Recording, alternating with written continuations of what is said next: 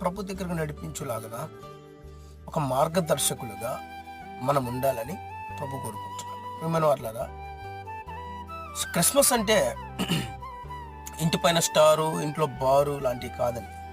లేదా కొత్త బట్టలో, ఇంటికి రంగులో, మంచి మంచి పిండి పదార్థాలు, మంచి మంచి భోజన పదార్థాలు, వాటికి సంబంధించిన పండగ కాదు, కానీ ఆత్మానుసారమైన పండగ, ఆత్మలో ఆనందించే పండుగ. క్రిస్మస్ అనేటువంటి పదాల్లో క్రీస్తుని ఆరాధించుట అనేటువంటి మాటలు మనకు కనబడతాయి.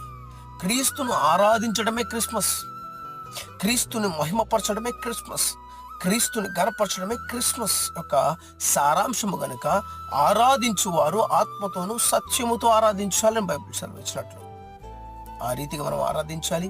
క్రిస్మస్ శుభాకాంక్షలు మీకు తెలియజేస్తూ ఉన్నాను. ప్రభు మిమ్మల్ని, మీ కుటుంబాలని రక్షించి దీవించి ఆశీర్వదించును గాక. ఆమేన్. Praise the lord.